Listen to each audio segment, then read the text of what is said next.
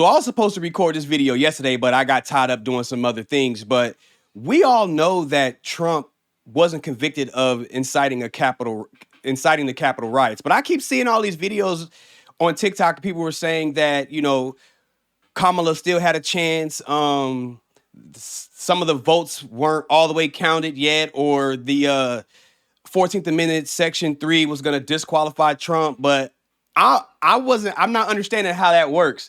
So we all know, but actually let me show you the videos that I saw, right? I saw this one. From taking office in January. Then how is he going to be sworn in? Now, some people might say that the decision in Trump v. Anderson states that Trump did not engage in insurrection, but that's an incorrect statement.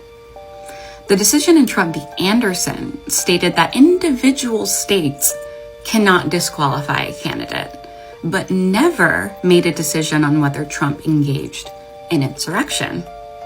Now, remember that Kamala Harris has been very consistent in her messaging since November 6th about staying in the fight and not giving up. Now, let's take a listen. But to me, that just doesn't even make any sense, because we know, I looked it up. I'll put the link in the description of where you can actually find the Supreme Court case, the Trump versus Anderson 2024, the Section 3 of the 14th Amendment. It says, which disqualifies individuals engaged in insurrection from holding office cannot be enforced by states for federal elections. The Colorado court argued that Trump's actions after the 2020 election constituted engaging in insurrection. Decision was reversed by Colorado's ruling that removed Donald Trump from the ballot, emphasizing that only Congress has the authority to apply such provisions to federal candidates. The court framed the case as a critical test for federal supremacy in election law, with implications for state and federal powers in candidate qualification disputes. So, if Congress never voted or said that Trump was guilty of insurrection, then why do people think that there was some way that he wasn't gonna be, get sworn in as president? It doesn't make any sense. And here's another one that I saw. It was just like a quick snippet. While we're here, so I have a document that I will ask for unanimous consent to enter into the record. It's a fact sheet on President Trump's shady business dealings with the Chinese government. So we all know they're going to go through all of that, but that's just besides the point of what, this creator was talking about. But I was trying to figure out, why people keep saying this. And then I saw Jamie Raskin talk about it. What'd he say? He talked about disqualifying Trump.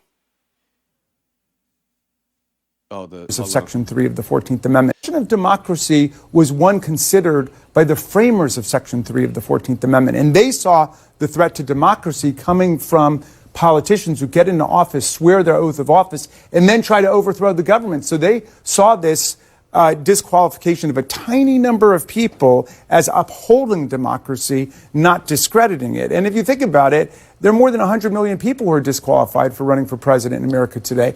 I sit next to Maxwell Frost and Alexandria Ocasio-Cortez. No matter how able they might be, they can't run for president. Barack Obama can't run for president. It's the most easiest requirement to comply with is not engaging in an insurrection. I mean, how many people have self-disqualified under Section 3 of the 14th Amendment? Exactly. So I'm not sure, of everybody that's talking about who's been disqualified, but how I'm seeing it is, if Congress didn't say, didn't agree or didn't convict Donald Trump of insurrection, and the Supreme Court versus Trump versus Anderson said that, he didn't, well, he may have engaged, but the state can't convict Donald Trump of that. Only Congress has the authority to do any of this. Why were people thinking that, that Kamala Harris was going to have a chance of still being the president? And then, like I said, I was supposed to shoot this video yesterday, but then I see the video of Kamala. This is what she said. The peaceful transfer of power is one of the most fundamental principles of American democracy. As much as any other principle, it is what distinguishes our system of government from monarchy or tyranny.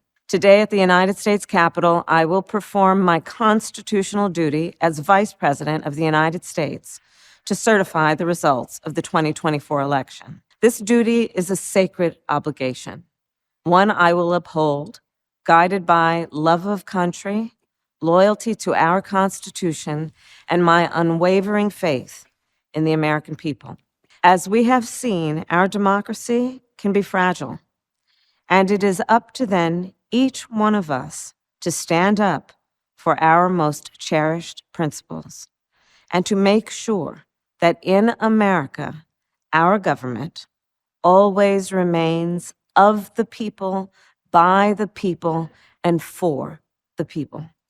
Okay, so so that just busted everybody's bubble who actually thought Kamala was going to be the president of 2025. Now, I'm not going to really say, I'm not going to get too much involved in, the arguments that happen online because I just don't have the patience for it. Like I say, our country needs to do better on both sides. And, some will agree that, Donald Trump is better than Kamala, and then some will agree that Kamala is better than Trump. Like I say, I lean more left, but, I just think when it comes to these certain situations that I believe that politicians play both sides. And I honestly don't think that our government is for us to begin with anyways. They play a lot of identity politics, a lot of classism and things like that. But I also think that I don't care who you are. I don't care if you are a politician. I don't care if you are vice president. I don't care if you're running for the president. I don't care if you're famous. When things don't go the way that people think they should, they'll immediately turn their backs on you. And I'm gonna show you.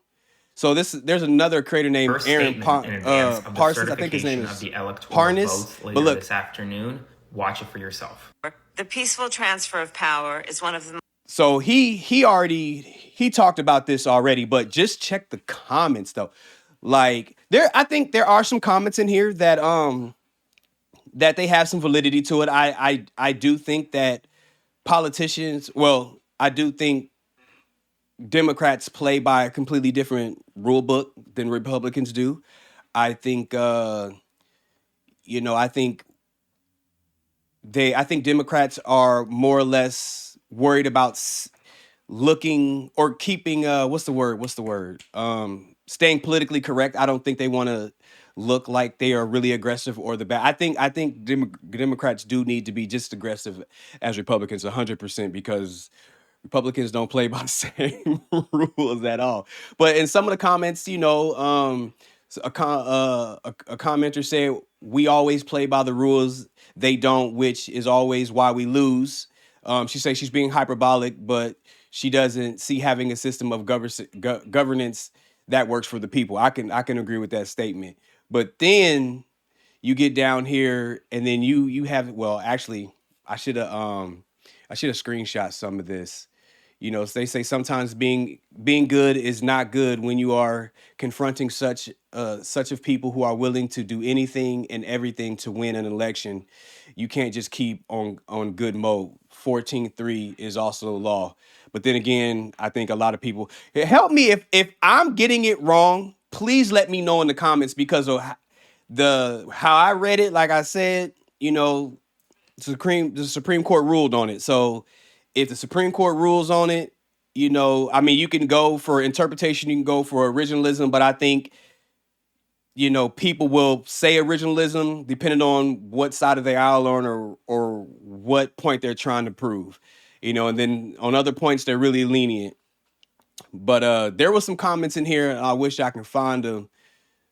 Basically what someone said, translation, we know that the election was rigged, but we are all the same. So we're going to just let the dictator take over because, hey, we're rich and you're not, so F you. But there was a one that they really just kind of turned on Kamala. They was just like, F you, you don't deserve to be vice president. You don't deserve to be president. We shouldn't have voted for you. Like it was a lot, but it was just to see how quickly people turned on Kamala so fast just blew my mind. It's crazy how people act. And like I say, politics, religion, argue those, they bring out the worst in people. On both sides, you have some Republicans that are not as bad, and then you have some Democrats not as bad, but then you also have the very, very far right, and then you also have the very, very far left. So there's bad people, but I'm trying to find the ones. But if you look in the comments, Democrats are really just saying they're tired of being respectable. They don't really care about it anymore. They just want they don't want to play by the rules anymore. If Republicans can play off the rules, then Democrats need to play off the rules. Everybody's saying democracy is dead.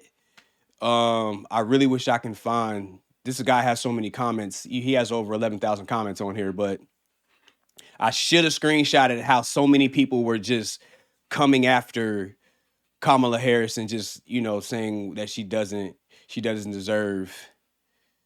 She said, I think this might be one that says, if Kamala and the Democrats really cared about the people of the U.S. and the world, she would not certify. Trump will destroy not only America, but he would grow some balls. Grow some balls, Democrats. Like, I think now, Democrats, y'all gonna have to do something now, because y'all, the Democratic base is no longer, dealing with this soft shit. Like, I would call myself a Democrat, but there's also some things I just don't agree with that Democrats do. I do believe they're super soft. I believe in being respectful, but I don't believe in political correctness all the time. I think sometimes people need to, here we go right here. F Kamala and the whole Democratic Party. F the whole American government. Nobody's fighting for the democracy or the American people. The Democrats are weak and they are cowards. Like, she takes time to use the words to say, shame on them. They don't care. They win and we are effed. It's so disappointing. Here she's pandering, plain and simple. There was no reason to make a stupid video like this. We already know what your job is. Just do it. This is a weird statement. Getting the popcorn ready. Ding dong. Democracy is gone. All with that decorum, dignity, and respect for politics are gone. So people are really, really upset. And then there are some people that say that this is how it should have gone with